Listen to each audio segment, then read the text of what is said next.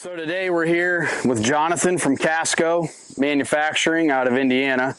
And Kasco makes eco drills. They make the Versa drill. What's some of the other products, Johnathan? The Plotter's Choice. Plotter's Choice, yeah. is probably the big one for food plotting. Yep. We do a little bit of everything when it comes to drills and seeders. Yeah, you guys have herd seeders also, right? Yes. If you're looking for a broadcast spreader, we bought the herd seeder company back in 2010 from Dave Hurd. He was a family friend of ours. Gotcha. And so we kind of have a little bit of everything when it comes to seeding, spreading, or drilling. But today we're going to use the eco drill here on one of my farms and one of my plots, and Johnathan just delivered this. And so one thing I wanted to talk about, because I hear a lot of people say, I've heard people say this about the eco drills. In fact, a buddy of mine was like, he goes, well, by looking at it online and things, he goes, I don't think it's a real no-till drill. So I wanted to answer those questions today. So Johnathan is going to explain that to us, so that way anybody that has any questions about that, you're going to hear it from the horse's mouth at how this is a true no-till drill. Sure. When we talk about no-tilling, to me, we're talking about disturbing the soil, okay? Of any drill out there, as a matter of fact, the eco drill has the least ground disturbance of any drill. And the reason is we run quite a bit different of a system than most other typical, what we call no-till drills. A typical no-till drill is going to have a wavy disc in the front here, which is technically a tillage disc. It's the same thing we use in a vertical tillage tool. What that front disc on most drills, especially when it's wavy, what that does is that vertically tills the ground, okay, in about an inch to inch and a half wide section vertically. Then it's going to have a double disc opener. So that tilled section that you just tilled with that front disc, it's actually sliding in, scooting the dirt right out of the way. It has a drop tube in between both discs that's dropping the seed in the tilled furrow. Then you usually have a wheel in the back that's actually going to firm up your seed bed. Our system's, like I said, quite a bit different. I run a straight disc, okay? That disc has no wave to it. It's probably 1/8 of an inch thick. So this is a sharpened, notched, what I call trash cutter. This is going to cut a trench directly into the ground. It's going to create a slit. Then I run a single opener. I don't run a double. This is a concave, but a single disc, and it's set at an angle. So just for reference, how this works is that this is your ground plane. That front disc creates your slit in the ground, just a clean, small slit about the width of a number 2 pencil. That secondary disc cuts into that furrow, rolls the ground up, opens the furrow, drops the seed from this drop tube directly down into the furrow. Then your cultipacker lays it back over. So this is a one-step no-till system.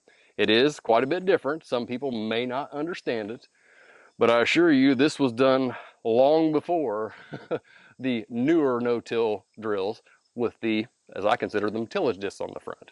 So is this a conventional no-till drill as in some of the bigger names? No, it is not. But does this no-till seed directly in the ground in rows? Absolutely. So that is the main difference between ours and most other drills out there. Is that system something that your family designed years ago, or was that kind of the older no-till system back in the days? It was actually, it wasn't no-till in those days. Gotcha. In the early days, we tilled everything. That was part of it. We didn't have the sprays and the weed management systems that we have now, in farming. So your only method was to till the ground in the spring, moldboard plow it, plow it, disc it up, and then once you planted your corn or beans, you had cultivators, and you went through and you cultivated in between the rows to take the weeds out. Gotcha. Well, what we did is we took the idea from an old drill, that ran those concave discs, and we just added the no-till cutter in the front and the cultipacker in the rear and made it into, a newer style no-till type drill. So it was just some additions to an already thought out idea. I'm not going to claim that we, invented that disc and that specific system. We just modified it, adapted it, and made it, made it into a viable system that we can no-till with. And the great thing about our drills, besides the system, is the fact we're putting so much less metal in the ground that we don't have to have the serious weight of a conventional no-till drill. I mean, if you look at most of them, they weigh so much you can't pick them up on a 3-point. It's got to be a pull type okay, which can be a bear to get into a small plot, Yeah. especially when you're thinking about turning it around. Yeah, well, for years I had a pull type, Mhm. and it just became so cumbersome, and I had to road it everywhere behind my bigger tractor because a tractor like this size would not pull it. Mhm. And so I sold it. And that's when I started talking to Paula. Yep. Well, Joe at Big Tines, like, you need to talk to Johnathan and Paula at Eco or at Casco. Mhm. And so here we are with a 6-footer now, and this little 45 boomer lifts it like it's nothing. And this thing is built like a tank. I mean, I'm looking at it, and I'm in the logging industry, so I know what something should look Mhm. like, and this thing is built tough. So I'm pretty excited about it, and I like that I can haul it. Yes. Everything in one system, and Yep. I've already spread the lime and fertilizer on this, and I sprayed some plot start on this also, the liquid. So this plot should take off. It's kind of hilly, but once we get it planted, it's getting a little bit late in the year, but I think we'll still be okay. What's Oh today, no, October 20 or August 24th? it is a little bit late, but I'm always in our area here. Typically, middle of August to the end of August is my go-to time, Gotcha. and I base it on the weather. Some August we don't have any rain, the ground is bone dry. You're probably better off waiting a little bit, if you have those type of conditions. Mm-hmm. But this year the weather patterns have changed a little bit. We've had a little more rain. The temperatures have cooled down a little bit. The soil temperature is cooling. So I think it's a good time. I think right now is, I just got done with my plants there, or my plots in Indiana, and I think you're right in line with where you need to be. I really believe that. I think they're going to go in well, and provided we've got, upcoming rains, which we should at this time of year, this plot will do real well. So basically, then go just kind of explain a little bit, kind of how this drill works for Okay. people to. You want me to set it back down now? Sure. We might set it down here for a second just so it's a little easier to see some of this stuff. All right, well, the first thing that we're going to go through is how to set the meter system. One thing about our drill is it's the easiest drill out there to set, period. There is no other drill that's even close. All right. First thing we're going to do, we're going to lift the lid here. And we've got a nice seed chart, okay? Let's pick something typical of what we're going to do in a food plot. Let's just say we're going to do some turnips. 3 to 4 pounds an acre is a typical rate for turnips, no-tilling in a field like this. Left gear setting, 3/32 of an inch open, okay? That's going to give us 3 to 4 pounds. So the first thing that we're going to do is we're going to set the meter. Each one of these is your seed meters, and the way that we set them, we loosen the wing nut here on the side. That locks the meter system. That's very important. Whenever we get it set, we want to make sure that's locked down, because as you run this, the vibration in the field will make that one open, okay, and then your seed could come out. That's why we have a lock there. First thing we do, we unlock it. We look down here, we have a tape measure, okay. We open it up to the desired opening. Then we lock it down. It is the easiest thing ever. Now we're set. This is a ground-driven unit, so it doesn't matter if you go. So your tape goes off 30 seconds. They're actually in just kind of like 16ths or 1/8 of an inch. These are 16th, 8ths. You have to do 30 seconds in between. Gotcha. Most settings are going to be a 16th or an 1/8. Some of the very small seeds may be a 32nd. Okay, so you do have to go in between. If you want to be extremely precise, that is going to get you really, really close. Yeah. I've had guys that are very particular that go as far as to get feeler gauges and put them in each meter to make sure it is within 1,000th, So do you go on what are you, like, on this dial, what are you putting the 0 on this? If we go ahead and loosen it up, and if you ever forget, it's going to be on the inside of this washer. Gotcha. Okay, and if you ever forget, go ahead and loosen it up and work it shut. Okay, make sure that you're right on 0. And then we're just going to go, there's a 16th, there's 3/32. And you lock her down. Yep, gotcha. And like I said, it doesn't matter if you speed up, slow down, we're still putting 3 to 4 pounds an acre on. Now the other thing that we have to do, there's settings for most seeds, and then you can also calibrate this. Let's just say you have a custom mix or something that's not on this particular chart. We can actually lift the drill up.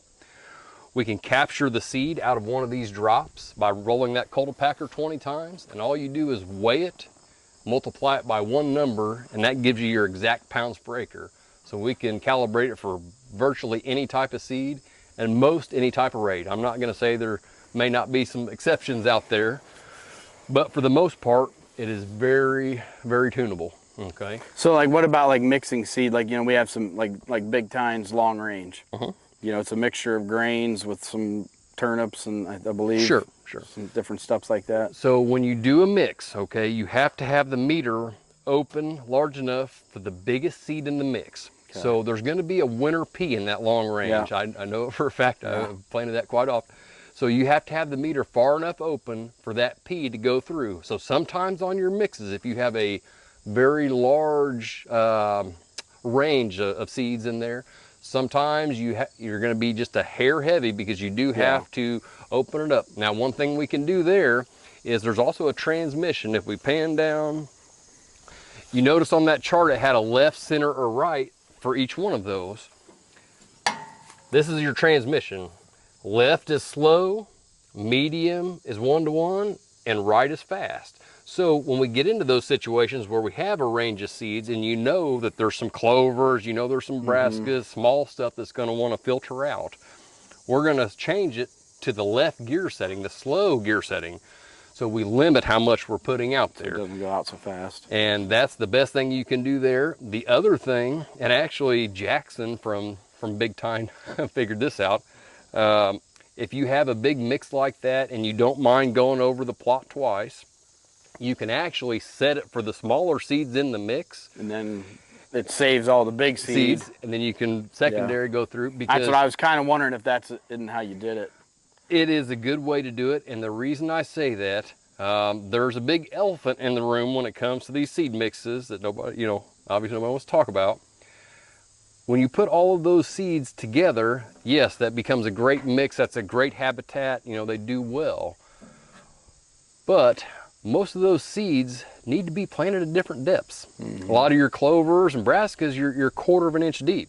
Where when we go to a pea or something like that, it really needs to be, you know, 3/4 or an inch down. Gotcha. A half bare minimum. Actually, I think what we have here is the long range, not the. This one's cereal, grains, brassica, and clover. Oh, okay. So that's that one's not going to have any peas in there. That'll go. I don't have the best luck with those peas. Peas are tough. Peas can definitely be tough. If you're going to do, like I tell people, when it comes to food plots, you know, the soil test and doing that, that's a big part of it. Okay, but if you're doing clovers, brassicas, a lot of the stuff that we do in food plots, I'll be honest with you, they grow pretty much anywhere. Yeah. They may not do the best, but they're going to come up and do okay about anywhere. We start doing corn, beans, peas, grains, okay? If you're doing stuff like that, you really need to do the soil test and you really need to put a little effort into some fertilizer and some plot management before you put grains out there. There's a reason that when we farm, that we are constantly adding fertilizer, lime. You know, there's always something with farming, and you know it's due to the grain and the nature of it. You know, it's just, especially corn. Corn is a tough crop. You know, deer love it. You know, it really is great for your plot, but it's tough to do. So you just need to take some care and pay a little extra attention when you're doing some stuff like that. Does this tell, like, does this by chance tell you, like, if you need to move like one of them sprockets for a seeding rate? Or? Oh yeah. Yeah. See, we've got the pounds per acre. Okay. We've got our gear setting, which is, gotcha. And then you've got your opening. So we've got it's all right there. It's all right there for you. We've got everything you need. And like I said, if you've got something that isn't on there, we can always, you know, calibrate it. And then to change this, simply. All right, we'll go through this. Now, technically, you can do this with one finger. We're gonna see how good I am. I'm kind of rusty. But if you pull this chain off, one finger, you bring it around. We're gonna go to the slow setting because that's where we're gonna be anyway.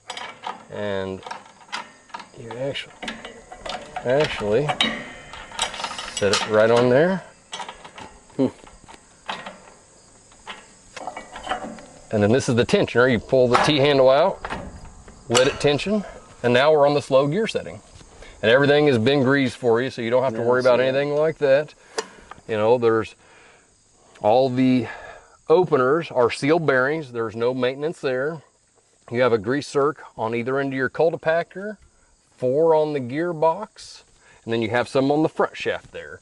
But for the most part, it's pretty easy to get to all grease zerks. They're all pretty easy to get to. And other than greasing the points, we do recommend powdered graphite. You know, when we put the seed in here, I like to take some powdered graphite and just run a bead across, just like when you farm. Stir it in. That way, as you're seeding, you're maintaining your meter system. After you do it for a couple of seasons, you're going to end up with a good amount of, let's just say, graphite in there, and you won't have to be as diligent, you know, when it comes to the graphite. That's something I've never done, so I'm learning. And then on the chains, I recommend just a chain and cable lube, you know, that you can get at any farm store. One thing we did here with this drill that is an option is we did put these mud scrapers on here, and that keeps your cultipacker clean. You know, most of the time I'm going to tell you, if it's muddy enough that you're packing up that cultipacker, it's probably a little too tacky for you to be planting. That being said, you know, we all don't have the time to just, you know, wait for the perfect weather, or let's just say most of this plot, 90% of this plot is dry, ready to go, but we've got a 10% that's just a little tacky, you know. If we're making the trip down here and really driving up that, what I'm going to call a mountain to get here, we're going to get this done. This is going to happen. You know, we are going to plant it. So, you know, you may not need them most of the time, but they are great to have, and I wanted to make sure you had one on there in case you got in a situation that you needed it. I'm glad you did put them on there, because sometimes we get into those situations where just one end of the field's wetter than, and you want to get it finished. You know, it may not be as good as the rest, but at least it's got the seed in it. Mm-hmm.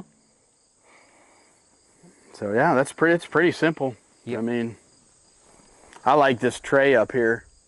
Honestly, like where you can actually set bags of seed right there. Is that what that was designed for? Or? So yes, we normally put seeds on the pans here. You can add weight to it, but in your situation where we're at, you're never going to have to. Honestly, I've ran these drills for over 20 years now, and I've never had to add weight to the front of one. But we're in a little different situation. We're, you know, Indiana, Ohio, we're in some pretty good ground. You know, even the hills and things are still pretty good ground compared to, let's just say, going to the south when you're in that heavy ground, that heavy clay. Yeah. You know, some of those areas, and areas where, you know, it's bone dry for 2 months out of the year, and you're trying to get in August and plant these food plots. You know, I've had some guys have had to add a little weight to it. So we make it to where most of the time we're just going to put our extra seed up there just as storage. But if you do need to put a little weight on there to get it to cut in, by all means, you're not going to hurt the frame on this. I mean, this is a 3x3 square tube, and it is a 1/4 wall thick. So I mean, it's not cheap or thin by any means. So you could definitely weight this down if you need to.